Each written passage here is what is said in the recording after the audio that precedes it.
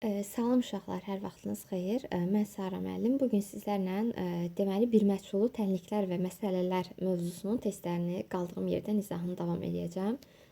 Keçən dəfə 159-a qədər getdi. Əslində 160-ı işləmədik.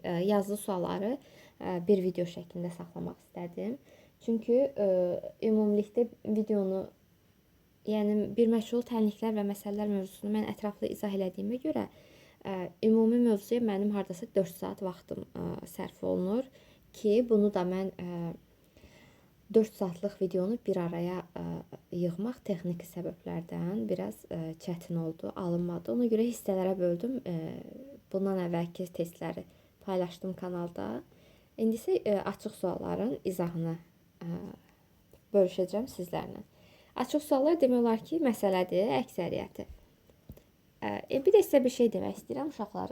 Bəzən bəlkə özünüzə fikir verirsiniz ki, hər hansısa bir mövzunun testini işləyirsiniz, baxırsınız ki, sizin çox az səhviniz çıxdı, bəzən heç səhviniz çıxmır. Amma sınaq imtahanına gedəndə, qəbul imtahanında həmin mövzudan gələn sualı səhv yazırsınız.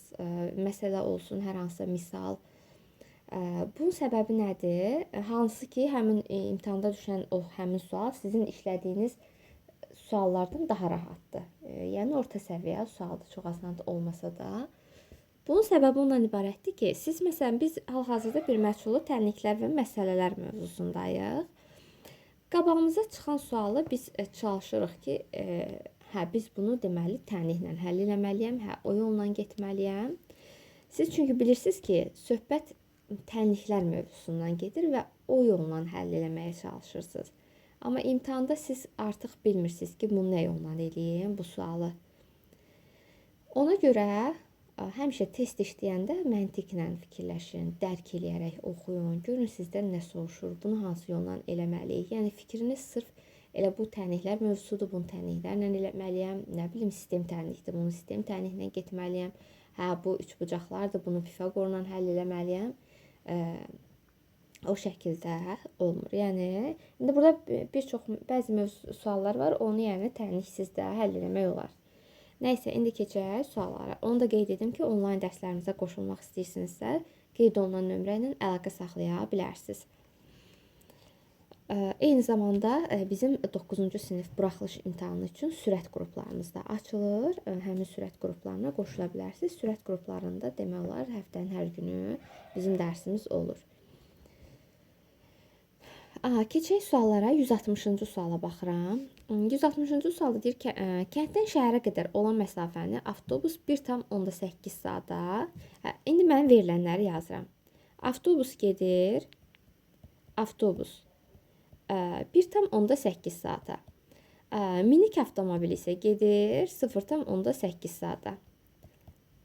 İndi mənə deyir ki, avtobusun sürətinin minik avtomobilin sürətindən 50 km az olduğunu bilərək. İndi uşaqlar, baxın, burada mənə bu verilən 1,8, 0,8 ki var.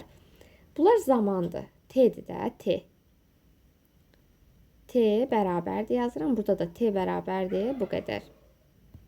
İndi isə mənə deyir ki, avtobusun sürəti minik avtomobilin sürətindən bu qədər azdır. Deməli, minik avtomobilin sürəti əgər V-dirsə, avtobusun sürətinin daha doğrusu X-dır və yaxud da V yaza bilərik. Avtobusun sürəti isə V çıxaq 50-dir. Nəyə görə? Çünki avtobus 50 km/saat azdır. İndi mən, baxın, söhbət eyni məsafədən gedir. Kənddən şəhərə qədər gedirlərsə, eyni məsafəni gedirlər də. Yəni, S bərabərdir S. Biz də bilirik ki, S nəyə bərabər idi? Gedilən yol. Zaman vuraq, sürət. Eyni qaydada, baxın, eyni yoldur. S bərabərdir S. İndi buradan S-i bərabər eləyəcəm minik avtomobilinin getdiyi S-ə. Yəni, mən burada nəyi tapmalıyam? İndi bu olacaq 1,8 vuraq. V çıxaq 50 bərabərdir 0,8 vuraq V. Baxın, T-ni vurdum V sürətə. Vurub açanda olacaq 1,8 V çıxaq 1,8 50-yə vururam 90 bərabərdir 0,8 V. İndi yerlərini dəyişirəm. Buradan 1V, 1.8V-dən çıxıram. 0.8V-ni bərabər eləyirəm 90-a. Buradan da V bərabərdir 90. İndi mən V-ni 90 tapdım. Minik avtomobilin sürəti 90-dır. Məndən nəyi soruşur? Soruşur ki, avtobusun sürətini. Avtobusun sürəti də nə olacaq? Olacaq V çıxaq 50. Yəni 90 çıxaq 50, bu da olacaq 40. Bu da oldu testimizin cavabı. Sonra baxıram 161-ci suala. 161-ci sualda deyir, mağazada 64 ədəd müxtəlif həcmli 2 çaydan var. Baxın, kiçik çaydanın ölçüsü böyük çaydandan 1 manat ucuzdur. Deməli, kiçik çaydan əgər x manatdırsa, böyük çaydan nə olacaq? 1 manat fərqləri var da. Böyük çaydan da olacaq x üstə gəl 1. Sayını da verib 64. İndi uşaqlar bir dənə sizə qayda deyəcəm. Kiçik çaydanın satışından 36 manat əldə olunub. Ümumiyyətlə, baxın, məbləği verib kiçik çaydanın. Məbləği 36 manat verib. Çünki ümumi məbləğdə bu qədər, biz bilmirik nə qədər çaydan var, kiçik çaydan. Bu qədər çaydana 36 manat pul ödənib. Həmişə sayı tapmaq üçün hər bir məhsulun sayı bərabər eləyirəm qiyməti, baxın, qiyməti, daha doğrusu məbləği. Məbləği bölürük qiymətə. İndi burada x və x üstə gəl 1 qiymətdir. Məbləği, kiçik çaydanın məbləği 36-dır, böyük çaydanın məbləği isə 100-dür. İndi mən nə edirəm? Sayını da verib 64. İndi yazıram 64 bərabərdir. İndi bu 64 bunların cəminin sayıdır da, hamısının bir yerdə. Ona görə mən bunların sayını toplayıb 64-ə bərabər edirəm. Kiçiyin məbləğini tapmaq üçün, sayını tapmaq üçün məbləği, yəni 36-nı bölürəm qiymətinə, üstünə gələk, topladım. Çünki burada cəmini verib 64. Böyük çaydanın məbləğini bölürəm bir dənəsinin qiymətinə. Bərabərdir. Bərabər yox, daha doğrusu. İndi təmini həll edirəm. Buradan ortaq məxrəc olur. X vuraq, x üstə gəl 1. Sürətdə də olacaq 36 vuraq, çarpaz vururuq. Bunu zaten bilirsiniz. X üstə gəl 1. Üstə gələk 100-ü də x-a vururam. 100, x bərabər edirəm 64-ə. Sürət olacaq 36x, üstə gəl x, vurub açıram mötərizəni. Üstə gəl 100x, məxrəc olur x kvadratı üstə gəl x bərabərdir 64. İndi nə edirəm? Çarpaz şəkildə vururam. Yazıram 64, vuraq x kvadratı üstə gəl x bərabərdir. Burada sürətdə hamısı x, burada hamısı x olmalı deyil. Üstə gəl x yox 36 olmalı idi. Mən 36-nı 1-ə vurub 36 yazmalıydım. Bərabər olacaq 36x-la, uşaqlar, baxın, birbaşa 36x-la 100x-i toplayıram. Olur 136x, üstə gəl 36. İndi bu tərəfi vurub açanda olacaq 64x kvadratı, üstə gəl 64x. Bərabərliyin sağ tərəfini sol tərəfə keçirim, işarəsini dəyişirəm. Olur 136x, çıxaq 36 bərabərdir 0. X kvadratlarını 1, x-ları 1, ədədləri 1 toplayıram. 64x və 136x. Bura olacaq, çıxaq, böyükdən kiçik çıxıb mənfi yazdım. 72x çıxaq 36 bərabərdir 0. İndi daha da sadələşdirək, daha doğrusu 64x kvadratıdır. Bölürəm 4-ə, hər birini 4-ə bölürəm. Çünki bölünür.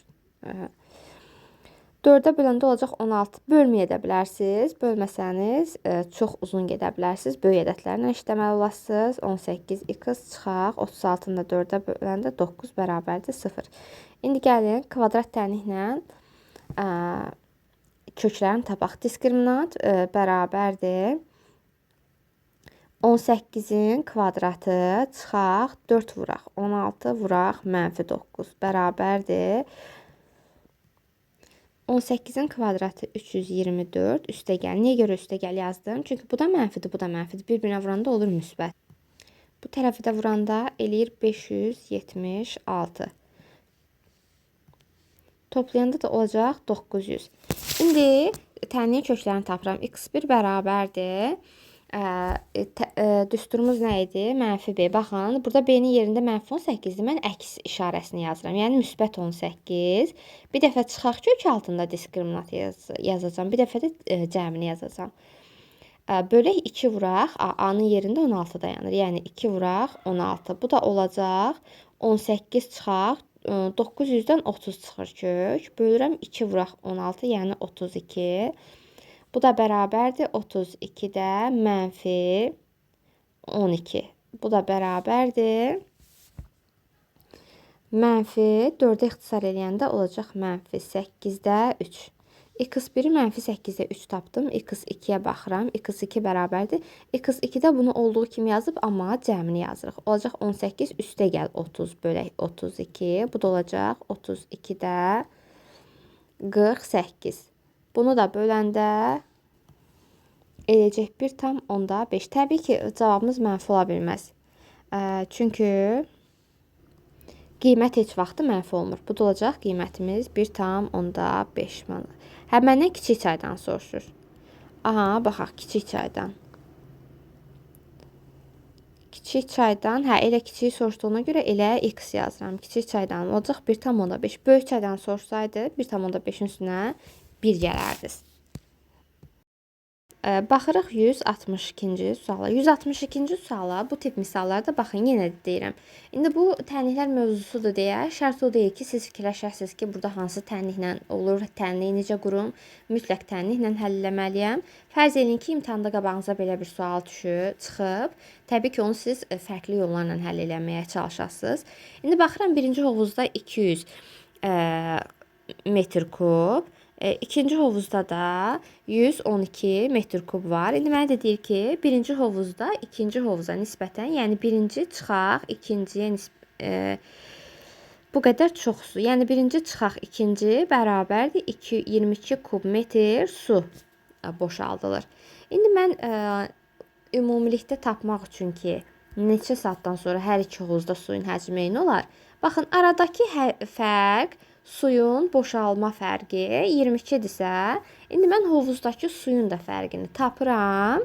200-dən də çıxıram 112-ni. Bu da olacaq 88. Sonra bölürəm. Təbii ki, 88-i böləcəm.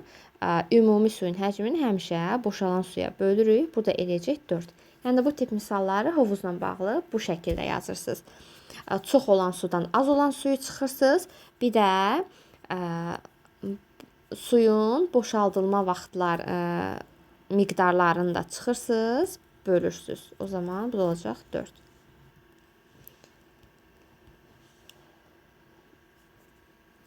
Sonra indi 63-cü sual deyir, 2 ardıcıl natural ədədin hasili. 2 ardıcıl natural ədəd deyəndə birinci ədədim x-dir, ikinci ədədimdə x üstə gəl 1-dir. Hasilini verdiyinə görə vururam təbii ki bir-birinə. Olacaq x vuraq x üstə gəl 1 bərabərdir 240. Vurub açanda x kvadratı üstə gəl x çıxaq 240-ı sol tərəfə keçirdim, işarəsini dəyişdim. Gəlin burada diskriminantla həll eləyək. Diskriminant bərabərdir 1-in kvadratı, çıxaq 4 vuraq, mənfi 240 bərabərdir 1 üstə gəl, baxın toplayıram. Çünki ikisi də mənfidir. Bu da olacaq 960, toplayanda da olur 961. x1 bərabərdir. Mənfi B, yəni mənfi 1, çıxaq kök altında diskriminant, yəni kök altında 961 bölək 2 vuraq A, yəni 2 vuraq 1. Bu da bərabərdir mənfi 1 çıxaq. 961-dən kök 31 çıxır, bölürəm 2-yə, bu da eləyəcək mənfi 32 bölək 2 bərabərdir 16. Təbii ki, mənfi 16 olacaq. Mənfi olan cavabı götürmürəm, çünki mənə baxın natural ədəd deyib. Söhbət natural ədəddən gedir. Ona görə x2 də bərabərdir. Bunu olduğu kimi yazıb cəmini yazacağam. Mənfi 1 üstə gəl 31 bölək 2. Bu da olacaq 30 bölək 2. Bu da olacaq 15. Məndən bu ədədlərin cəmini soruşur. X 15-dirsə, Birinci ədədim 15-dir, ikinci ədədim də 15 üstə gəl 1, 16-dır. Cəminiz də soruşduğuna görə toplayıram, olacaq 31. Sonra baxıram 164-ə. 164-cü sualda həmin qayda ilə yazıram. Birinci ədədim x-dir, ikinci ədədim x üstə gəl 1-dir. Vururam. X vuraq x üstə gəl 1 bərabərdir 132. Olur x kvadratı üstə gəl x çıxaq 132 bərabərdir 0. Diskriminant bərabərdir 1-in kvadratı çıxaq 4 vuraq mənfi 132 bərabərdir 1 üstə gələk. Çünki hər ikisi mənfidir. Olacaq 1 üstə gəl 528. Bu da olacaq 529. İndi x1 bərabərdir mənfi 1 çıxaq kök altında. Uşaqlar baxın, mənfi 1-dən kök altında ədəd çıxsam, mən buradan mənfi ədəd alacağam. Yəni özündən böyük ədədi çıxacağam. Məxrəcim də onsuz da müsbət olduğuna görə mənfi olacaq. Ona görə birbaşa x2-ni tapıram. Çünki məndən natural ədəd verib. Mənfi ədədi yazmıram. Olacaq mənfi 1 üstə gələk kök altında 529 bölək 2 vuraq 1 bərabərdir mənfi 1 üstə gəl 529-dan kök 23 çıxır. Bölürəm 2-yə. Bu da olur 22 bölək 2. Bu da olacaq 11. Bu ədədlərin cəmini tapın. X-im 11-dir. X üstə gəl 1-im də 12-dir. Bunların da cəmi olacaq 11 üstə gəl 12, yəni 23. Baxın uşaqlar, maraqlı bir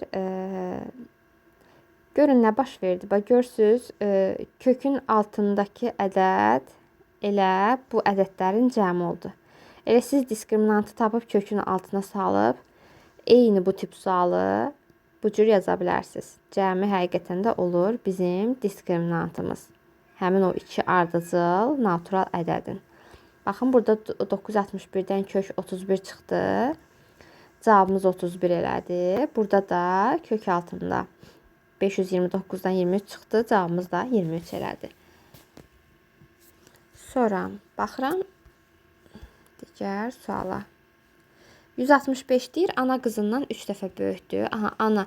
Deməli, qızın əgər yaşı x-dırsa, ananın yaşı da olacaq 3 dəfə böyük, yəni 3x.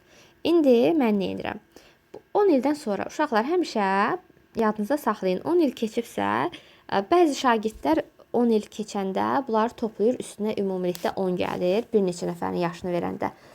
Amma nəzərə alın ki, əgər 10 il vaxt keçibsə, bu 10 il tək ana üçün keçməyib. Təbii ki, qıza da təsir edib 10 il. Yəni hər ikisinin yaşı 10 yaş çox olacaq. İndi 10 ildən sonra 10 il vaxt keçib. Qızın yaşı olur x üstə gəl 10, ananın yaşı da olur 3x üstə gəl 10. İndi mənə deyir ki, ana qızından 2 dəfə böyük olacaq. Təbii ki, ananın qızından 2 dəfə böyük olmaq o deməkdir ki, qızın yaşını mən 2-yə vursam, baxın, qızın yaşı x üstə gəl 10 idi, 2-yə vurdum. Mən ananın yaşını alaram. Ananın yaşı da 3x üstə gəl 10-dur. İndi həll edirəm. 2x üstə gəl 20 bərabərdir 3x üstə gəl 10. Buradan da x olacaq, deməli 30. Daha doğrusu x olacaq 10. X-i 10 tapdım. Qızın 10 yaşı var. Ananın da yaşı 3 vuraq 10, yəni 30. İndi ananın yaşını soruşduğuna görə 30. 166-cı sual. Ana qızından 3 dəfə böyük. Yenə ananın, qızın əgər yaşı x-dırsa, ananın yaşı da 3x-dır. Deyir 9 ildən sonra, yəni x üstə gəl 9 olacaq. 9 ildən ananın yaşı da 3x üstə gəl 9 olacaq. Ana qızından 2 dəfə böyük olacaq. Yenə həmin sualdır. Yəni qızın yaşını mən 2-yə vursam, ananın yaşını alaram. Tənliyi həll edəndə olacaq 2x üstə gəl 18 bərabərdir 3x üstə gəl 9. 3x-ları bir tərəfə yığıram. Çıxaq 2x bərabərdir 18 çıxaq 9. X da bərabərdir 9. Deməli, qızın indi 9 yaşı var. Ananın da 3 vuraq 9. Yəni 27 yaşı var. Bu da olur 27. Sonra 167-ci sual. Deyir ki, 2 müsbət ədədin biri digərindən 5 dəfə böyükdür. 2 müsbət ədəddir. Biri x-dır, digəri bundan 5 dəfə böyükdürsə, digəri də 5x-dır. Bu ədədlərin hasili 80-dir. Yəni x-i vursam 5x-a olacaq 80. Buradan da olur 5x kvadratı bərabərdir 80. 5x bərabər x kvadratı bərabərdir 80-i bölürəm 5-ə. X kvadratı bərabərdir 16, x da bərabərdir plus minus 4. Mənfi müsbət 4. Müsbət ədəddən söhbət gedirsə, təbii ki, mən müsbət 4-ü götürürəm. Birinci ədədim 4-dür, ikinci ədədim də 5 vuraq 4, yəni 20. Burada da olacaq cavabım 20. Sonra 2 müsbət ədəddən biri digərindən, deməli biri x-dırsa 10 vahid kiçikdir. Digəri x çıxaq 10 olacaq. Bunların da hasilini verib, indi hasilini yazıram. X vuraq, x çıxaq 10 bərabərdir 75. Vurub açıram, x kvadratı çıxaq 10x bərabərdir 75. İndi buradan kvadrat tənliyi aldıq. X kvadratı çıxaq 10x çıxaq 75-i sol tərəfə keçirirəm. Bərabərdir 0. Baxın uşaqlar, bunu kvadrat tənliyindən də həll edə bilərsiniz. Belə Viet teoremindən də həll edə bilərsiniz. Viet teoreminə əsasən x1 ilə x2-nin cəmi 10-a bərabərdir. Əks işarə ilə b-yə. Hasili isə x1 vuraq x2 bərabərdir olduğu kimi işarəsi də nəzərə almaqla sərbəst həddə c-yə, mənfi 75-ə. Hansı iki ədədi bir-birinə vuranda mənfi 75 eləyir, toplayanda 10 eləyir. Mənfi 75 aldığıma görə, deməli bu ədədlərdən biri mənfidir, biri müsbət. Cəmi əgər müsbət ədəddirsə, deməli bu ədədlərdən böyük ədəd müsbətdir, kiçik ədəd mənfidir. Bunu yadınızda saxlayın. 75 15 vuraq 5 deməkdir. Deməli mən mənfi olaraq kiçik ədədi götürməliyəm. Əgər cəmi müsbət ədəddirsə, əgər cəmi mənfi ədəd olsaydı, mən mənfi olaraq böyük ədədi götürəcəkdim.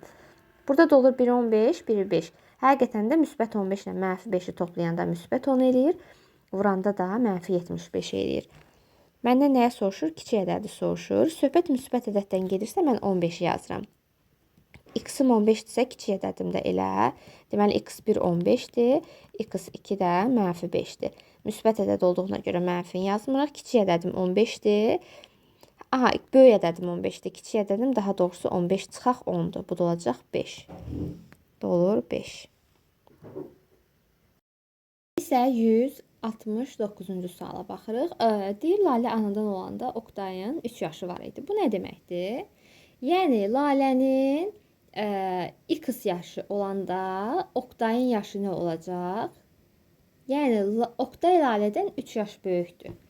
Oktayın da yaşı olacaq x üstə gəl 3. İndi mənə deyir, neçə ildən sonra yaşların nisbəti 5-in 6 olacaq. Təbii ki, hal-hazırda yaşların nisbəti x bölək x üstə gələk 3-dür.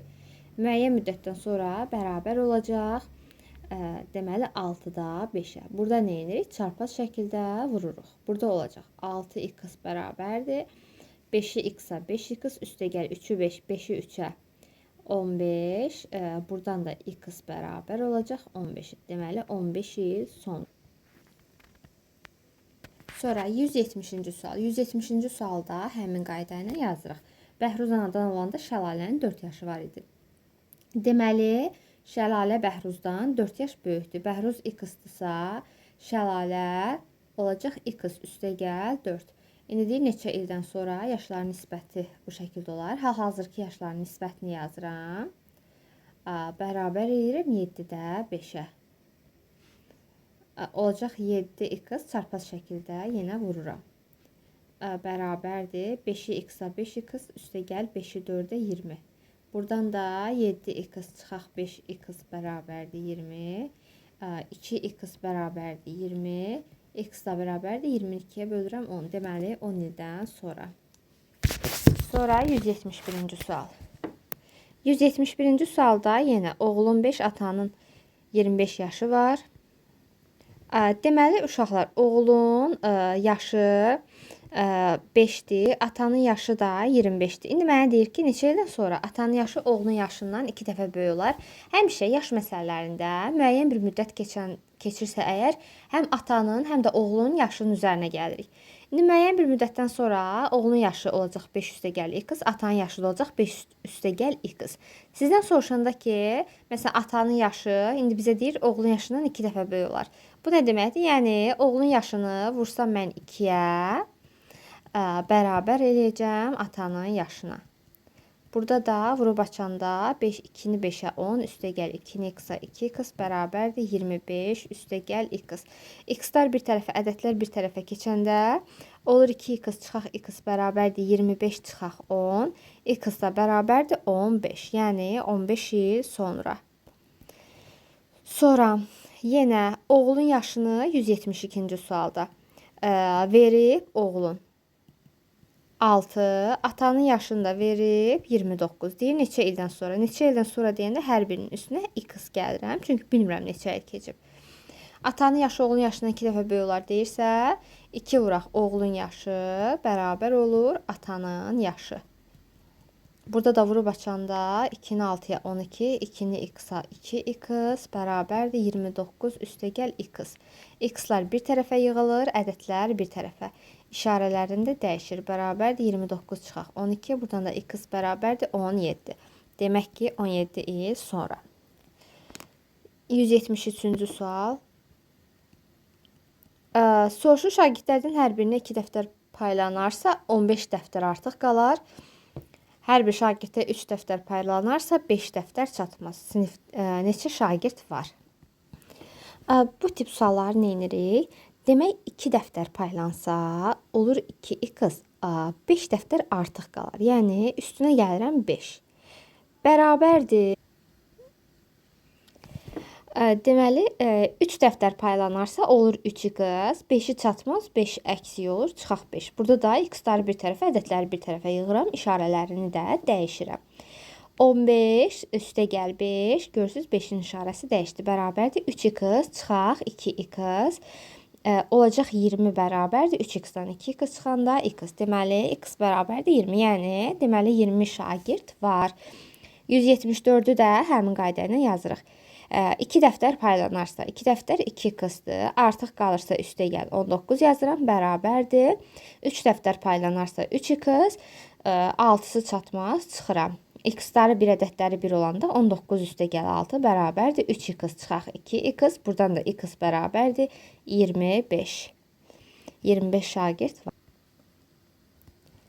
Baxıram 175-ci suala. Deyir ki, Həsən Etibardan 8 yaş böyükdür. Yəni, Etibarın yaşı x-dırsa, Həsənin yaşı olur 8 yaş böyük deyəndə üstəgəl x üstəgəl 8. İndi mənə deyir Həsən 7 il əvvəl, Etibar isə 9 il sonra anadan olsaydı. İndi Həsən əgər 7 il əvvəl anadan olsaydı, Həsənin ümumi yaşı olardı çıxaq 7. Yəni, buradan 7 çıxardım. Etibar isə daha doğrusu üstünə gələrdim. Çünki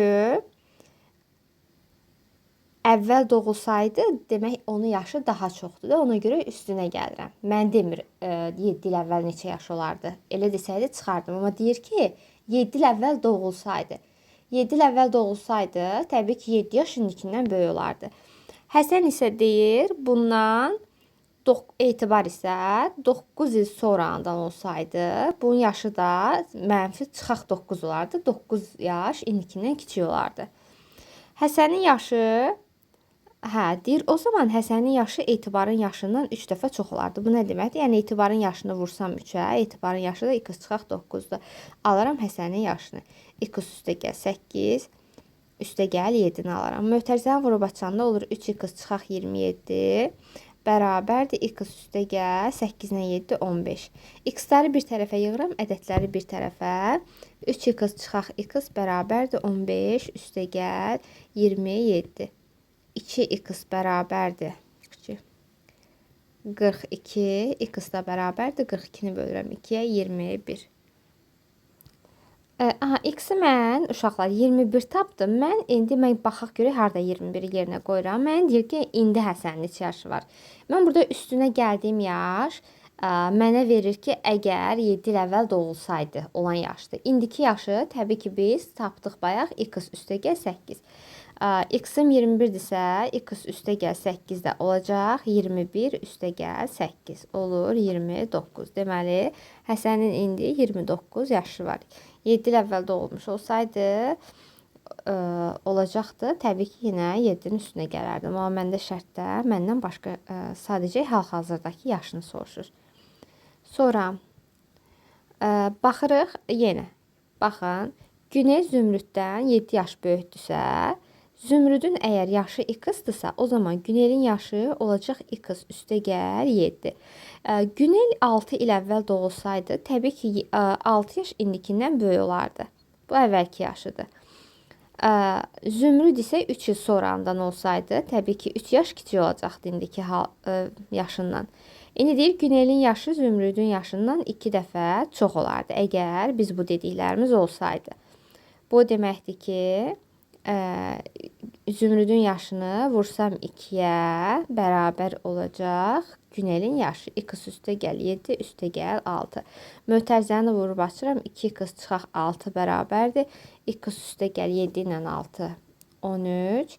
X-lar bir tərəfə, ədədlər bir tərəfə. 2x çıxaq x bərabərdir 13 üstə gəl 6. X bərabərdir 13 ilə 6 olacaq 19. Məndən soruşur Günelin indi neçə yaşı var? Günelin indi yaşı, baxın, mən ilk dəfə yazdığım ədəddir və hal-hazırdakı yaşı x üstə gəl 7-dir. X-ın da 19-dursa 19 üstə gəl 7 olacaq, bu da olacaq 26 hal-hazırda. Deməli, Günelin 26 yaşı var. 177-ci sual deyir ki, 870 kürəni elə sırayla düzmək lazımdır ki, hər sırada olan kürələrin sayı sıraların sayından bir vahid az olsun. Ümumiyyətlə, bu nə deməkdir? Gəlin uşaqlar, bu məsələni dərk eləyək, görək bu nədir? Məsələn, baxın, 2 dənə sıra yazdım. İndi kürələrdir də. Sıraların sayından bir vahid az, yəni hər sırada bir dənə kürə olsun. Məsələn, 3 dənə sıra çəksəm, mən 3 dənə sıra 1, 2, 3. Hər birində bir vahid az, yəni hərəsində 2 dənə kürə olacaq. Baxın, 1, 2, 1, 2, 1, 2. Məsələn, 4 dənə sıra çəkmiş olsam, 4 dənə sıra çəkmiş olsam, hərəsində neçə dənə kürə olmalıdır şərtə görə? Hərəsində sıraların sayından bir vahid az, yəni 3 dənə kürə olmalıdır. İndi mən bunu, mənə deyir ki, tənlik qurmaqla həll et. İndi baxın uşaqlar, görürsünüz, 2 dənə sıra olanda 2 dənə kürə oldu. 3 dənə sıra olanda 6 dənə kürə oldu. 4 dənə sıra olanda, baxın, 3, 3, 3, 6 dənə, daha doğrusu 12 dənə kürə oldu. İndi biz bunu necə tapırıq? Tənlik qurmaqla yazıram. X vuraq, X çıxaq bir nəyə görə? Baxın, 4-ü vurmuşam 3-ə, eləyib 12. Burada 3-ü vurmuşam 3 dənə sıranın 2-yə, özündən bir vahid kiçiyə, almışam 6. 2-ni vurmuşam özündən bir vahid kiçiyə, yəni 1-ə almışam 2. Yəni özündən bir vahid kiçiyə vurmalıyam. Ona görə x vuraq, x çıxaq 1 yazdım. Bərabər eləyirəm verilən saya, yəni 870 kürə verib. Buradan da hesablayıram. X kvadratı çıxaq x bərabərdir 870. Buradan 870-i bərabərliyin sol tərəfinə keçirib işarəsini dəyişirəm. X kvadratı çıxaq, x çıxaq 870 bərabərdir 0. Kvadrat tənliklə tənliyin köklərini həll edeyim. Diskriminant bərabərdir. 1-in kvadratı çıxaq 4 vuraq mənfi 870 bərabərdir. 1-in kvadratı 1 eləyir. Üstə gəl yazarım, çünki hər ikisi mənfidir. 4-ü 870-ə vuranda olacaq 3480. Bunlar da toplayanda eləyir 3481. İndi tənliyin köklərini tapıram. X1 bərabərdir. Mənfi B, tənliyimiz, düsturumuz belə idi. İndi mənfi B'miz mənfi 1-dir, mən müsbət 1 yazacağım. 1. Mən çıxaq, deməli x2-ni tapıram. Mən x1-i tapmıram. Çünki mən əgər x1-i tapsam, mənfi ədəd alacağam. Mənə də müsbət ədəd lazımdır. Bir üstə gələk kök altına 3481 bölək 2-yə. Bu bizim düsturumuzdur, yəni bərabərdir. Kök altında 3481-dən 59 çıxır. 1 üstə gəl 59 bölək 2. Bu da eləyəcək 60 bölək 2, yəni 30. Deməli, 30 sıra var imiş. 178-ci sual. Zavoddakı bütün işçilərin deyir, 35%-ni kişilər təşkil edir. Zavoddakı bütün işçiləri götürürəm. Bütün işçiləri götürürəm X. Kişilər bu zaman olur 35%-ni təşkil edirsə, o zaman kişilər olur 0,35x. Yəni x-in 35%-i də, x-in 35%-i nə idi? X vuraq 35 bölürdüm 100-ə. Bu da olacaq %35x. Mən bunu da bu şəkildə yazdım. İndi, nə edirəm? İndi deyir, qadınlar kişilərdən 222 nəfər çox olarsa, bu nə deməkdir? Yəni, qadın. Yəni ki, kişilərin üzərinə, yəni kişilər 0,35x idisə, üzərinə 222 nəfər gəlsəm, qadınlar kişilərdən, kişilərin üzərinə, daha doğrusu, kişilərin üzərinə mən 222 nəfər gəlsəm, qadınların sayını tapmış olaram. İndi mən nə edirəm? Bütün işçilər x-dır. Kişilərin sayı buradadır, qadınların sayı buradadır. Nə edirəm? Toplayıb bütün işçilər sayına bərabər edirəm. Bütün işçilər bərabərdir. 0,35x üstə gəl, qadınlar sayı, yəni bu hissə. 0,35x üstə gəl 222. Buradan x bərabərdir 0,70x üstə gəl 222. X-dan çıxıram 0,70x-i, daha doğrusu 0,7. Fərqi yoxdur. 0,70, 0,7 bərabər edirəm 222-yə. Buradan alınır 0,3x bərabərdir 222. X da bərabərdir 222-ni bölürəm 0,3-ə. Ədədi 0,3-ə bölmək 3-də 10-a vurmaq deməkdir.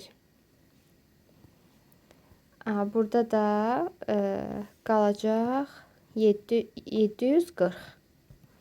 Deməli, zavodda 740 nəfər işləyir. 179-cu suala baxırıq.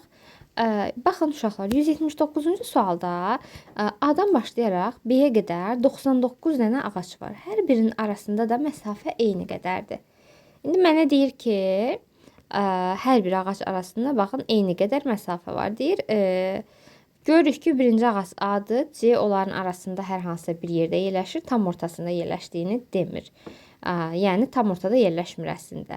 Axırıncı da B ağacıdır. 99-cu yerdə yerləşir. İndi mənə deyir ki, C ağacının A ağacına olan məsafəsi, yəni baxın bu A-dan C-yə qədər olan məsafə 3x-dir. Baxın, 3-ün 4-ə nə idi? 3x buranı götürürük. Buradan da B-yə qədər olan məsafəni götürürəm. 4x şərtdə özü verib. 3-ün 4-ə. İndi mən bunları toplayıram. Baxın, söhbət məsafədən gedir uşaqlar. Bir var məsafə, bir də var ağac sayı. Ağac sayı deyəndə 99 ağacın hamısını sayırıq. Amma məsafə deyəndə, məsələn, fərz edin ki, 1 sm məsafə var hər birinin arasında. Mən təbii ki, bu A-nı saymıram da. O A-dan başlasam, artıq bu ikinci ağacım olacaq 1 sm, üçüncü ağacım olacaq 2 sm, 99-cu ağacım da olacaq 98 sm. Misal üçün mən santimetrlə nümunə gətirdim. İndi bunları toplayıram. 3x üstə gəl 4x bərabər eləyirəm 99-dan 1-ni çıxıram. Ona görə yazıram 98. 7x bərabərdir 98, x bərabərdir 98-i 7-yə bölürəm 14. İndi x-i 14 tapdım. Bu zaman indi məndən C-dən A-ya qədər olan, yəni A-dan C-yə qədər olan məsafəni, A-dan C-yə qədər olan məsafə də 3x idi. 3x bərabərdir 14-ü də vururam 3-ə. Bu da eləyəcək bərabərdir 42. Mən 42 nəyi tapdım? Məsafəni tapdım. Çünki burada 14-də, 98-i də mən məsafə ilə həll eləmişdim. Amma indi mənə ağacın sayını soruşur. Neçənci ağacdır? Sayını soruşanda artıq mən bu birinci ağacı da sayıram. Birinci ağac 1 olur, ikinci ağac 2, 99-cu ağac 99. Ona görə ağacın sayını soruşduğuna görə bayaq bir çıxmışdım. O biri də qaytarıb üzərinə gəlirəm. Bu da olacaq 43 ağac. Yəni cavabım olur 43. Baxırıq 180-ci suala. Deyir ki, şagirdlərin hər biri digərinə hədiyyə verməsi üçün 600 hədiyyə lazımdır. Ümumiyyətlə uşaqlar, bu tip misalları, məsələlər həmişə belə yazırıq. Ümumi şagirdlərin sayı x-dır. Hədiyyə verəndə də, məsələn, siz tutaq ki, sinif yoldaşlarınıza hədiyyə verirsiniz. Təbii ki, tutaq ki, sinifdə 20 nəfərsinizsə, 19 nəfərə hədiyyə vermiş olasınız. Hər bir şagird bir vahid sinifdəki şagirdlərdən bir nəfər az şagirdə hədiyyə verir. Çünki heç kəs özü özünə hədiyyə vermir. Bu zaman indi mən tapmaq üçün belə yazıram. X vuraq bütün sinifin sayı, x çıxaq 1. Hər kəs özünə hədiyyə vermədiyi üçün bir nəfər az şagirdə hədiyyə vermiş olacaq. Bərabər edirəm ümumi hədiyyə sayına. Bu olacaq x kvadratı çıxaq x. 600-ü də sol tərəfə keçirəm, işarəsini dəyişirəm. Çıxaq 600 bərabərdir 0. Kvadrat tənliyi aldıq. Gəlin həll eləyək. Diskriminant bərabərdir. B-nin yerində 1 dayanır. Çıxaq 4 vuraq. 1 vuraq mənfi 600. İndi bu düsturun da hardan gəldiyini yəqin ki bilirsiniz. Yəni bura qədər demişik, hər dəfə demişəm. Çıxaq 4-ü vururam 600-ə. İndi üstə gələk yazıram. Çünki ikisi də mənfidir. Olacaq 2400. Toplayanda da olur 2401. İndi x1 və x2 ilə tapıram. Uşaqlar, x1 həmişə x1 ilə x2 eyni cür tapılır. Sadəcə toplama çıxma olur. x1 olacaq 1 çıxaq kök altında 2401 bölək 2.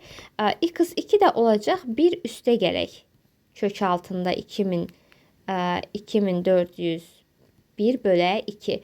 İndi mən x1 ilə getmirəm. Çünki x1 ilə getsəm mən mənfi ədəd alaram. Yəni məndən say soruşduğuna görə say heç vaxt mənfi ola bilməz. Ona görə x2 ilə gedirəm. Daha doğrusu 1 də sürətdə olur. Bu zaman x2 bərabər olacaq 1 üstə gəl.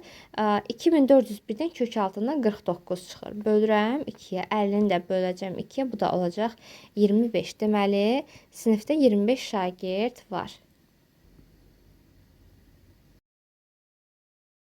İndi baxıram 181-ci suala. 181-də deyir İsmət hər gün eyni sayda səhifə oxumaqla kitabı 15 günə bitirməli idi.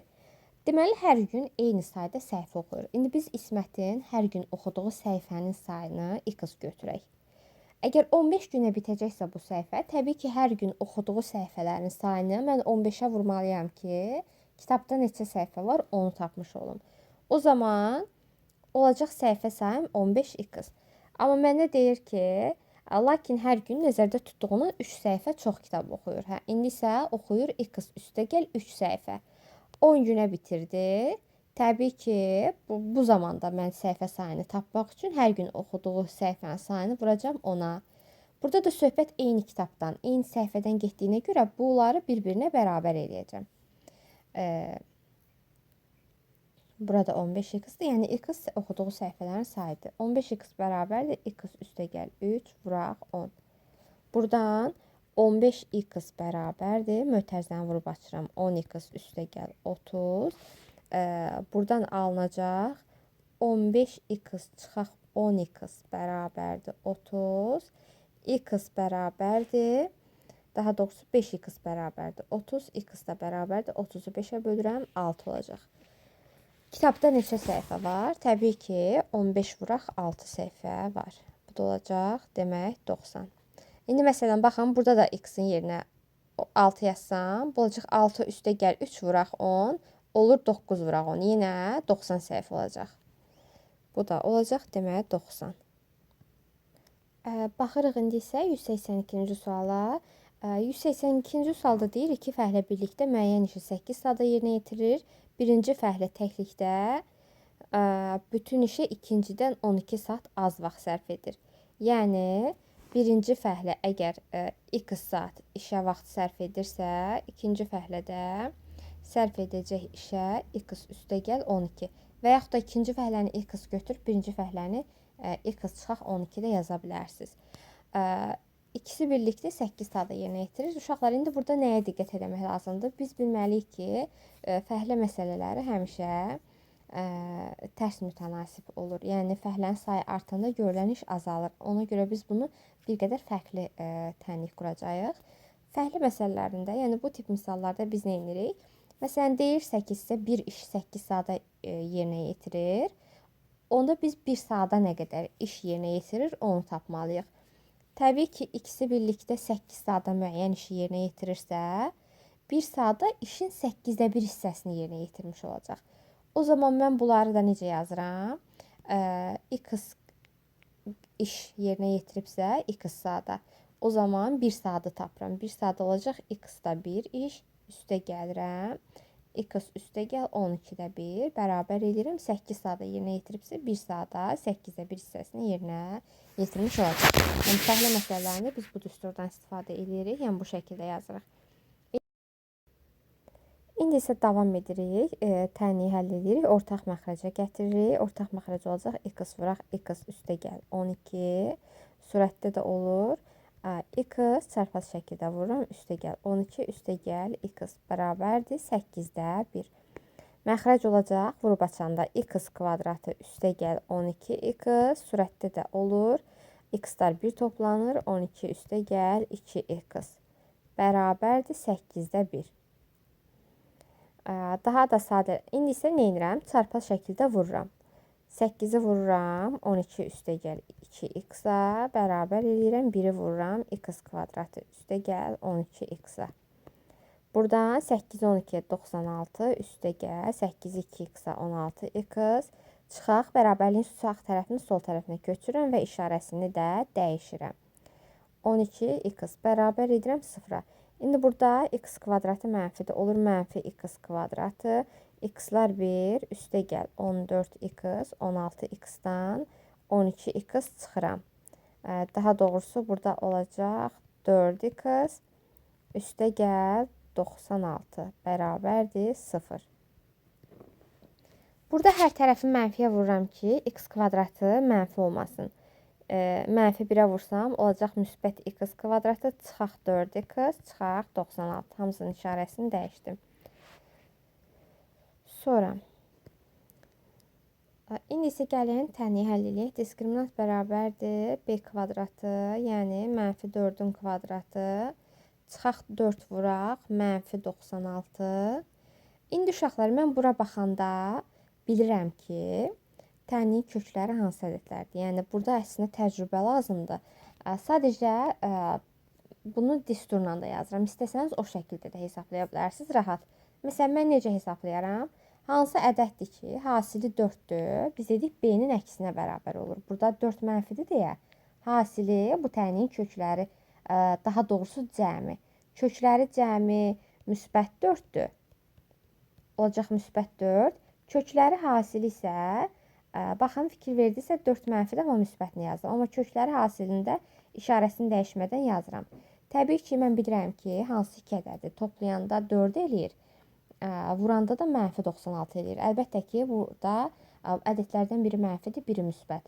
Məsələn, mən 12-ni 8-ə vursam 96 alaram. Amma biri mənfi olmalıdır, biri müsbət. Təbii ki, 4 müsbət olduğuna görə bunların cəminin müsbət olması üçün kiçik olan ədəd mənfi olmalıdır. Böyük olan ədəd müsbət olmalıdır. Bu da olacaq həqiqətən müsbət 4 vuranda da 96 eləyir. Deməli, tənliyimin köklərinin biri müsbət 12-dir, biri də mənfi 8-dir. Amma belə düsturla da yazıram sizə ki, imtahandasınız, məsələn, ola bilər ki, ağlınıza gəlmir. Çünki 96-nın vuruqları çoxdur, yəni bir neçə ədədi bir-birinə vurub 96 almaq olur. Amma bəzən elə ədəd olur ki, burada C-nin yerində. Orada sadəcə 2 ədəddir ki, onlar bir-birinə vuranda həmin ədədi almış oluruq. Bu cür də hesablaya bilərsiniz. Artıq mən tapdım. İndi mən sizin üçün, bəziləriniz üçün bunu düsturla da yazıram. Burada olacaq 16, üstə gəl, 96-nı 4-ə vur.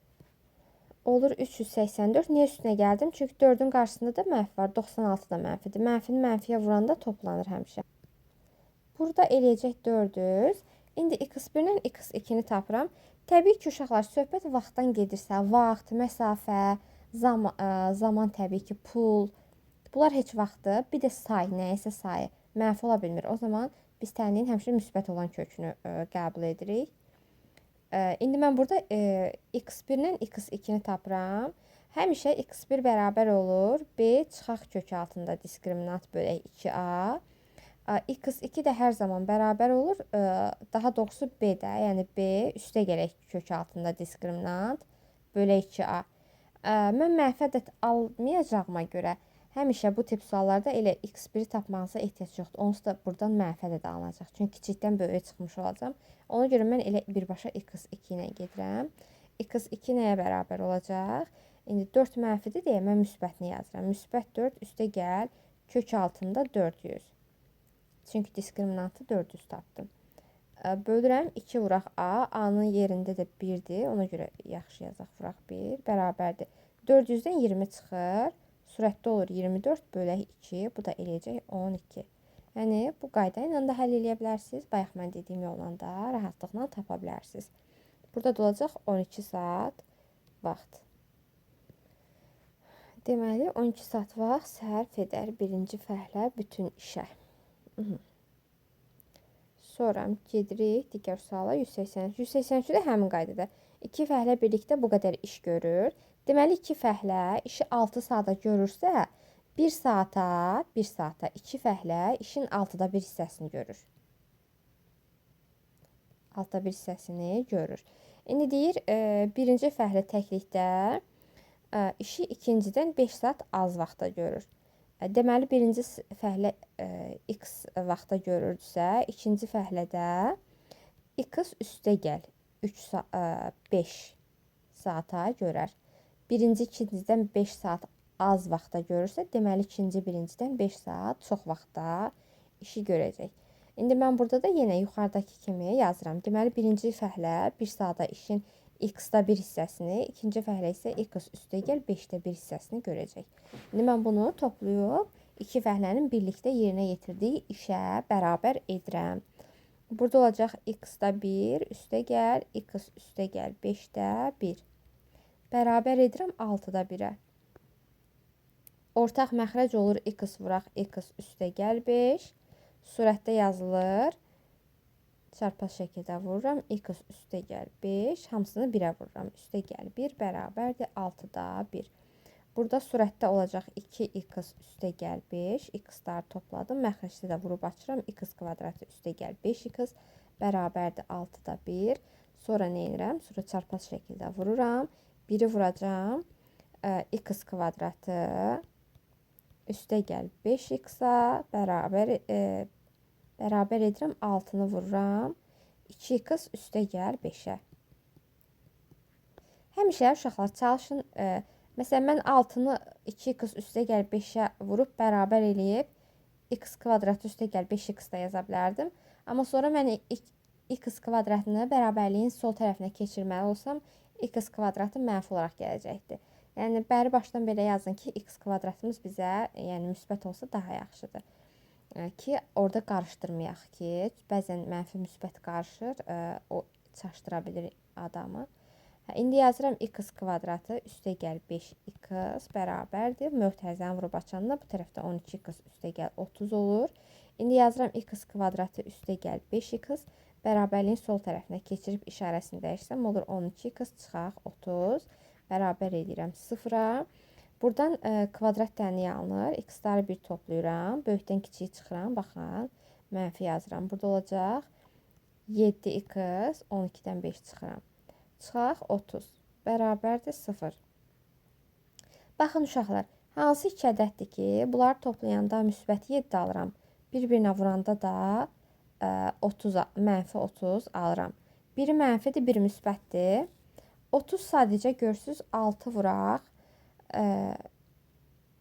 Deməli 30-u mən hasil kimi mənfi və müsbət ədəd. 30-u 5 vuraq 6 kimi də yazmaq olar, amma 5 ilə 6-nı toplayanda və yaxud da çıxanda 7 eləmir. 30-u bir də mən 10 vuraq 3 kimi yaza bilirəm. Təbii ki, əgər 30 mənfidirsə, mütləq bunlardan biri mənfidir. Bir mənfi 10 vuraq müsbət 3 kimi yaza bilərəm. Bir də müsbət 10 vuraq mənfi 3 kimi yaza bilərəm. Mənfi 10 ilə müsbət 3-ü toplasam mən mənfi 7 alaram. Mənə müsbət 7 lazımdır. Ona görə Müsbət 10-dan amma mənfi 3 toplasam müsbət 7 alaram. Bir-birinə vuranda da mənfi 30 alıram. Deməli, tənlimin köklərindən biri. 10-da biri mənfi 3-dür. Təbii ki, mənfi 3-ü nəzərə almırıq. Çünki söhbət vaxtdan gedir. Ona görə müsbət ədəd. Yəni, onu yazırıq. Əgər bu şəkildə də, yəni məncə bu şəkildə tapmaq daha rahatdır. İstəsəniz diskriminantla da həll edə bilərsiniz. Sonra 184-cü sual. Deməli, 184-cü sualı deyir ki, yeşikdə satılan meyvənin deməli 2 yeşikdən 440 kiloqram meyvə satılıb, həmin meyvənin 20% almadır. İndi gəlin almanın kütləsini tapaq. Almanın kütləsini tapmaq üçün təbii ki 440-ın 20%-ni tapıram. Tapanda da baxın sıfırlar getdi. Bu sıfırla da bu sıfır 44 vuraq 2 88. Demək 88 kiloqram alma satılıb. 2 yeşikdə indi mən baxıram, birinci yeşik bilmirəm nə qədərdir və bir-birindən neçə dəfə çox, neçə dəfə az verməyib. Ona görə birinci yeşiyim x-dır, ikinci yeşiyim də y olacaq. Bunların cəmi meyvə sayı. Baxın, bu iki yeşikdə satılan meyvələrin ümumi sayı x üstə gəl y bərabərdir 440 kiloqram verir. Sonra mənə deyir, birinci yeşikdən 8% alma, ikinci yeşikdən isə 30% alma tapılıb, satılıb daha doğrusu. İndi uşaqlar, baxın, mən ümumi meyvənin 20%-in 88 tapdım. İndi isə gəlin, təbii ki, almanın kütləsi. İndi aşağıda da almanı hesablayaq, 88-ə bərabər eləyək. Alma deməli, birinci yeşiyimiz x idi, 8%. X-in 8%-i, x-i vururam 8-ə, bölürəm 100-ə. O zaman burada da olacaq 0,8x. Yazıram 0,8x üstə gəl. İkinci yeşikdən də 30% alma olduğuna görə mən indi y-in 30%-ni tapıram. Bu olacaq y vuraq 30 bölək 100. Bu olacaq 0,30y. 0,30y bərabər edirəm 88-ə. İndi mən aşağını sadələşdirirəm. Tənliyin məxrəci. Daha doğrusu, onluq kəsirdən azad etmək üçün mən hər tərəfi nə edirəm? Vururam 100-ə. Buranı da vururam 100-ə, buranı da vururam 100-ə. Buradan alınacaq, nə alınacaq? Sürət olduğu kimi qalır. Daha doğrusu, sürət yox, yuxarıdakı tənlik olur. X üstə gəl y bərabərdir 440. Aşağıda da olacaq 8x, hər tərəfi 100-ə vurduğuma görə üstə gəl 30y bərabərdir 8800. İndi nə edirik? Mən indi bərabərləşdirməliyəm. Baxın, uşaqlar, nə edirəm? Əvvəlcə bu aşağı hissəni hər birini bölürəm 2-yə. Bu tərəfi də, bu tərəfi də, bu tərəfi də eyni zamanda sürəti də vururam 4-ə. Daha doğrusu yuxarını mən həmişə çalışıb sürət deyirəm ona. Nəyə görə elə edirəm? Yəni, tənliklər sistemi mövzusundan bilirsiniz ki, tərəf-tərəfə çıxanda ya x, ya y getsin. Mən 2 dənə məhsuldan işləməyim. Yuxarıda olacaq 4x üstə gəl 4y bərabərdir 400 da vururam 4-ə. Daha doğrusu vururam 4-ə. Bu da olacaq 1760. Aşağıda da böləndə olur 8x-i 2-yə 4x üstə gəl 30-u 2-yə 15y bərabərdir 4400. İndi tərəf-tərəfə çıxıram. Burada 4x-dan 4x-i çıxıram, x-imiz gedir. 15-dən 15y-dən 4y-i çıxıram. Olur 11y bərabərdir 4400-dən də 1760-ı çıxıram. Deməli, çıxaq 1760, 0, 4, 13-dən 7, 6, burada da 3 qalmışdı, 2. Eləcək 2640. Y də bərabərdir 2640-ı bölürəm 11-ə. Bu da eləyəcək bölək 11-ə. Burada 1, daha doğrusu 2, 22, 4, 4-ü aşağı düşürəm 44, 44-ün içində 4 dənə.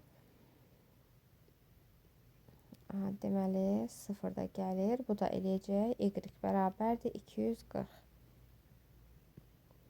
240. İndi məndən ikinci yeşiyi soruşur. Elə mən də ikinci yeşiyi y işarələmişdim. Y-i də tapdım 240. Ona görə olacaq cavabım 240. Baxırıq 185-ci suala. Deyir ki, gavalı və alça olan iki yeşikdə bərabər miqdarda gavalı var. Bərabər miqdarda dediyinə görə, baxın, bu birinci yeşikdir. Bu da ikinci yeşik. Deməli, hər birində bərabər miqdarda dediyinə görə birinci yeşik, ikinci yeşik. Hər birində deməli x qədər gavalı var. İndi mən deyir, birinci yeşikdəki gavalın 16%. İndi verilənləri yazıram. Birinci yeşikdəki gavalın 16% deyəndə x-in 16%-ni tapıram. Tapanda da 16-ya vurub 100-ə bölürəm. Olacaq 0,16x. İkinci yeşikdəki gavalının 30% satılmışdır dediyinə görə yenə x-in 30%-ni tapıram. Bölürəm 100-ə. Bu da eləyəcək 0,30x. Sonra dediyinə görə cəmi 460 kiloqram meyvə satılıb. Ümumilikdə meyvə. Həmin bu meyvənin də 20% gavalı. Təbii ki, yenə 460-ın 20%-ni tapıram. Burada 0-la 0, 0-la 0. Bu da olacaq 92. Deməli, 92 kiloqram cəmi gavalı satılıb. Sonra məndən soruşur, birinci yeşikdə neçə kiloqram gavalı satılıb?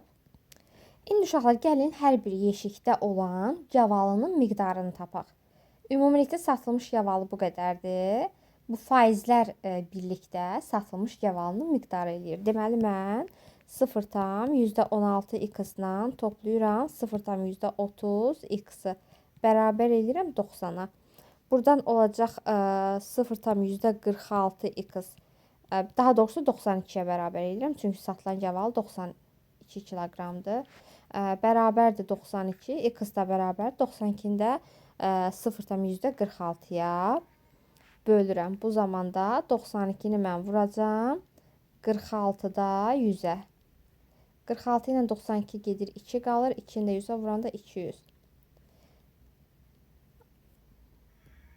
İndi mən uşaqlar 200 kiloqram tapdım. Mən də bilirəm ki, bərabər miqdardadır. Demək, hər yeşikdə nə qədər? 200 kiloqram gavalı var imiş. Burada da 200 kiloqram gavalı var imiş. Bu yeşikdə də 200 kiloqram gavalı var imiş. İndi deyir, birinci yeşikdən neçə kiloqram gavalı satıb? Bayaq x idi, x-in 16%-ni tapmışdıq. İndi mən tapdım ki, 200 kiloqramdır. Mən 200-ün 16%-ni tapacağam. Bu zamanda 200-ü vuracam 16-ya, böləcəm 100-ə. Burada da 100-ün sıfırlarından 200-ün sıfırları gedir, qalır 32. Deməli, 32 kiloqram birinci yeşikdən gavalı satılmışdır. İndi baxırıq 186-cı suala. 186-cı sualda deməli 3 sexdə cəmi 350 adam işləyir. İndi gəlin yazaq. Birinci sex, ikinci sex və üçüncü sex. Mən deyir ki, birinci sexdə ikincidən 2 dəfə çox. İkinci sex x-dırsa, birinci 2 dəfə çox, yəni olacaq 2x. Üçüncü sexdə ikincidən 10 nəfər çox. İkinci də x olduğuna görə üçüncü sex 10 nəfər çox, x üstə gəl 10 olacaq. Mən də bilirəm ki, cəmi 350 nəfər var. Bu zamanda sadəcə toplayıb bərabər edirəm. Baxın, birinci sex üstə gəl, ikinci sex üstə gəl, üçüncü sex bərabər edirəm 350-yə. X-lar bir toplanır. Olacaq 4x bərabərdir 350 çıxaq 10. 4x bərabərdir 340. X də bərabərdir 344-ə bölürəm 85. Deməli, ikinci sexdə 85 işçi var. Deməli, baxırıq 187-ci suala. Qalır bizim son 4 sualımız. 187-dən bir yerdə. Baxın, 3 briqada verib, deyir cəmi 180 işçi var. Birinci briqadada ikinci briqadadan 3 dəfə az. Birincidə ikincidən 3 dəfə azdırsa, deməli, birinci x-dırsa, demək, ikinci birincidən 3 dəfə çoxdur da, 3x götürürəm. Üçüncüdə isə birincidən 30 nəfər çox. Birinci də, baxın, birinci, ikinci, üçüncü. Üçüncüdə isə birincidən 30 nəfər çox. Birinci x idi, 30 nəfər çox da olur. X üstə gəl 30. Birinci briqadan soruşduğuna görə elə mən x-i tapacağam. Təbii ki, birlikdə deyirdi. 3 briqada birlikdə. Bunlar toplayıram, bərabər edirəm mənə verilən ümumi işçi sayına. X-lar bir toplanır. Olur 4x bərabərdir 180 çıxaq 30. 4x bərabərdir 150. X da bərabərdir. Aha, deməli biz burada nəsə? Hə, biz burada x, 3x. Hə, biz burada bir dənə x-in birini az yazmışıq. Baxın. X üstəgəl 3x üstəgəl x üstəgəl 30 yazmaqdansa elə 30 yazmışam. Ona görə x-in birini buraya yazıram. Bu olacaq 5x burada. 150-ni də 5-ə böləndə 30. Deməli, birinci briqadada 30 işçi var. Baxıram indi 188-ci suala. Deməli, bizə verib teplaxodla dəniz gəzintisinə uşaqlar üçün biletin qiyməti bu qədər. Deməli, satışdan toplanan pulu verib 580 manat. Deməli, uşaqlar, bu tip suallarda həmişə manatları bir toplayıb ümumi qiymətə bərabər edirsiniz. Sayları da bir toplayıb saya bərabər edirik. İndi manatım tutaq ki, böyüklər uşaqlar üçün olan biletin qiymətini mən x-dan işarə edirəm. 3x üstəgəl böyüklər üçün olanı y, 5y. Qiymət olaraq da 580-dir. Bərabər edirəm 580-ə. Daha sonra baxın say olaraq uşaqların sayını bayaq x götürdük. Böyüklərin sayını da götürürəm y. Bərabər edirəm ümumi sayı, yəni 140-a. Sadəcə tənliklər sistemindən həll edirik. Buradan sistem tənliyi alınır. Hər tərəfi 3-ə vururam aşağıda ki, yuxarı ilə x-lar bərabərləşsin. 3-ə vursam, olacaq tənliyim necə? 3x üstəgəl 5y bərabərdir 580. Bu da olacaq 3x üstəgəl 3y bərabərdir 420. İndi bu tənliyi həll edirəm, tərəf-tərəfə çıxıram. Çıxanda 3x-dan 3x-i çıxıram 0, 5y-dən 3y-i çıxıram 2y bərabərdir 580-dən də 420-ni çıxıram. Bu da olacaq 160. Y də bərabərdir 80. İndi məndən soruşur ki, uşaqlara satılan bilet. Mən y-i böyükləri y-lə işarə eləmişdim. Uşaqlar isə burada yazmadım, gərək yazardım. Unutdum yazmağı. Baxın, y böyüklərdir. İndi mən x-i tapıram. X-i da mən uşaqlar kimi işarə eləmişdim. Daha doğrusu uşaqları x kimi işarələmişdim. Təbii ki, y-im 80-dirsə, elə yuxarıda, burada yerinə qoyub yazsam, olacaq x üstə gələk. Baxın, x üstə gələk y bərabərdir 140-da. Y-in yerinə 80 yazsam, olacaq x üstə gələk 80 bərabərdir 140. X da bərabərdir 60. Demək, uşaqlara satılan biletlərin sayı 60 dənə olacaq. Baxıram 189-cu sual. 189 da eynidir.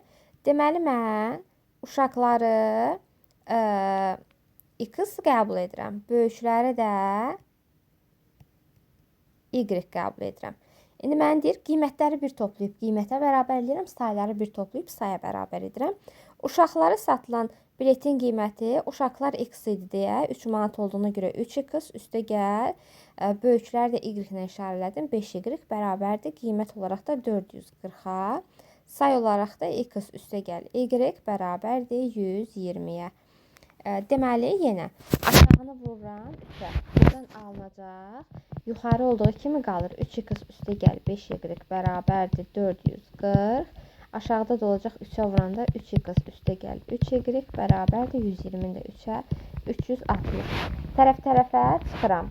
3x-dan 3x çıxanda heç nə qalmır. 5-dən 3 çıxıram 2y bərabərdir 440-dan 60 çıxıram. Eləcək 80. Y bərabərdir 80. Məndən nəyi soruşur? Soruşur ki, böyüklərə. Elə məndən də böyükləri soruşur ki, y də böyük. Tapmışdıq, y də oldu. Deməli, 80. Deməli, böyüklərə 80 bilet. Aha, biz burada yox, 80 yox. 2y bərabərdir 80. Buradan da y bərabərdir 82-yə bölməliydik. Y də bərabərdir 40. Aha, burada olacaq 40. Deməli, böyüklərə 40 bilet satılmışdır. Sonra keçirik sonuncu suala. Yəni 190-cı suala. İndi isə keçirik 190-cı və sonuncu suala. Bu sualı izah eləməmişdən qabaq uşaqlar sizə bir məlumat vermək istəyirəm. Bizim bilirsiniz ki, artıq 9-cu sinifin buraxılış imtahanına çox az vaxt qalıb. Əgər bazanız zəifdirsə və yaxud da imtahanlardan 20-dən aşağı yazırsınızsa, nəticənizi 20-dən yuxarı qaldırmaq istəyirsinizsə, həmin o sürət qruplarına qoşula bilərsiniz. Həmin qrupda çoxlu sınaqlar işləyirik, testlər işləyirik. Yəni sürətli təkrara qayıdırıq və buraxılış imtahanına düşə biləcək tipdə sınaqlar göndərirəm və düşəcək mövzuları daha dərindən izah edirik. Qoşulmaq istəyirsinizsə qeyd olunan nömrə ilə əlaqə saxlaya bilərsiniz. İndi isə gəlin keçək sualın izahına. Baxın uşaqlar, 3 dənə çərçivə qoyub verib burada. Üçünün də ölçüsü eynidir. Yəni eninin uzunluğu eynidir. Baxın, buradan bura qədər 176 sm verib. Mənə də verib ki, hər bir çərçivənin uzunluğu enindən 8 sm çoxdur. Məsələn, baxın, bu çərçivənin eni tutaq ki, x-dırsa, uzunu 8 sm çox olacaq x üstə gəl 8. Bu birisi çərçivədə x üstə gəl 8 uzunu, x da eni olacaq. İndi bu çərçivədə həmin o çərçivələrlə eynidir. Sadəcə olaraq bu çərçivənin eni bu tərəfdə, bu istiqamətdə dayanıb. Bu çərçivənin də eni olacaq. X uzun da olacaq. X üstə gəl 8. Mən də verib ki, baxın, buradan bura qədər məsafəni verib 76 sm. İndi mən nə edirəm? Toplayıram. X üstə gəl 8 ilə, üstə gəl x-i, üstə gəl yenə x üstə gəl 8-i bərabər edirəm 76-ya. X-lar bir toplanır, 3x bərabərdir 76-dan. 8 ilə 8-i çıxdım, 16 elədi. 76-dan çıxıram 16-nı. 3x bərabərdir 60. Buradan da x bərabərdir 60-ı bölürəm 3-ə, yəni 20. X 20-dir. Təbii ki, 20-dirsə nədir? Deməli, eni 20-dir. Uzunu da 20 üstə gəl 8-dir hər birinin. Olur 28. İndi mənə deyir, üçlü çərçivənin ümumi sahəsini tapın. Təbii ki, biz bir dənəsinin sahəsini tapıb 3-ə vursaq, üçünün də bir yerdə sahəsini tapmış olacaq. Düz bucaqlının sahəsi bərabərdir A vurulsun B, yəni eni vuraq uzunu. Eni tapdım 20. 20 vuraq uzunu da 28-dir. Bu olacaq 560. Bir dənəsinin sahəsi 560-dır. Məndə də 3 dənə həmin çərçivədən var. Üçünün bir yerdə sahəsini tapmaq üçün də 560-ı vuracam 3-ə. Bu da olacaq 1680.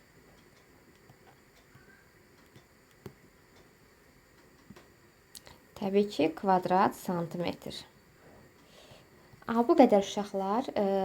Əgər video sizə faydalı oldusa, izahlarım sizə yəni başa düşürsünüzsə izahları və bu videoların davamının gəlməyini istəyirsinizsə, videonu bəyənib kanala abunə olub rəy yazmağı unutmayın və yaxud da bundan sonra hansı mövzunun gəlməyini istəyirsinizsə, hansı sualınız varsa rəy bölməsinə yaza bilərsiniz. Hələlik gələn dərs görüşənə qədər. Növbəti mövzu izahımız tənliklər sistemi olacaq. Əslində ardıcıl olaraq paylaşacağım. Çalışacağım bütün mövzuların izahını paylaşım. Amma siz rəy yazdıqca, kanalı abunə olduqca, videoları bəyəndikcə və videoları paylaşa da bilərsiniz öz yaxınlarınızla ki, onlar da faydalansın və mən də həvəsləneyim, daha çox video izahlar paylaşım sizlər üçün.